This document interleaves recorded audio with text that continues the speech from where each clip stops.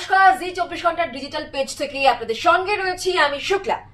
মহিলা সশক্তিকরণ, women empowerment, মহিলাদের বিকাশের জন্য আরো অনেক কিছু করতে হবে, করার দরকার রয়েছে। এইটা প্রত্যেক ক্ষেত্রেই আমরা শুনি, মানে ভোটের আগে তো অবশ্যই শোনা যায়, গোটা বছর ধরে শোনা যায়।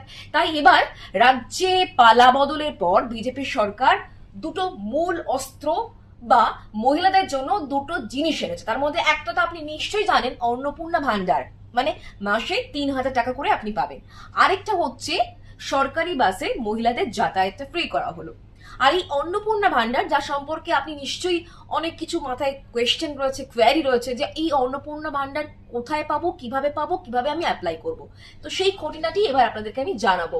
প্রথমত তো হচ্ছে কি, এই অন্নপূর্ণা ভান্ডার আপনার এই টাকাটা আপনি 1 জুন থেকেই পাবেন, এবং সেই সঙ্গে কিন্তু এটা অনলাইনে আপনাকে ফর্মটা ফিল আপ করতে হবে। আর এই সংক্রান্ত যাবতীয় প্রশ্নের উত্তর কিন্তু ইতিমধ্যেই নারী ও শিশু কল্যাণ মন্ত্রী অগ্নিমিত্রা পাল তিনি জানিয়ে দিয়েছেন।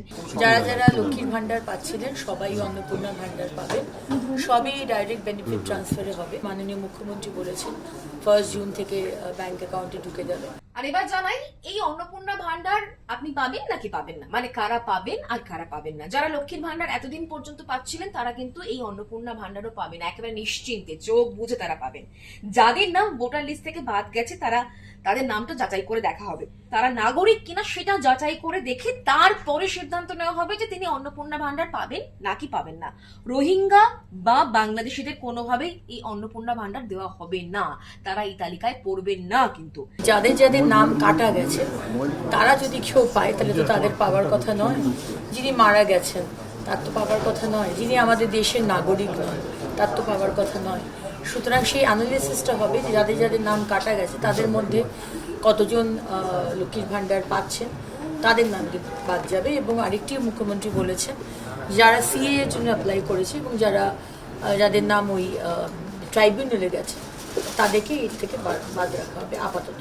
এই অন্নপূর্ণা ভান্ডার আপনাকে কি করতে হবে, অনলাইনেই ফর্মটা ফিল আপ করতে হবে, এবং অনলাইনে ফর্ম ফিল আপের পর একেবারে জুন মাসে 1 জুন থেকে আপনি এই অন্নপূর্ণা ভান্ডারের যে সুবিধা, সেই সুবিধা কিন্তু পেয়ে যাবেন।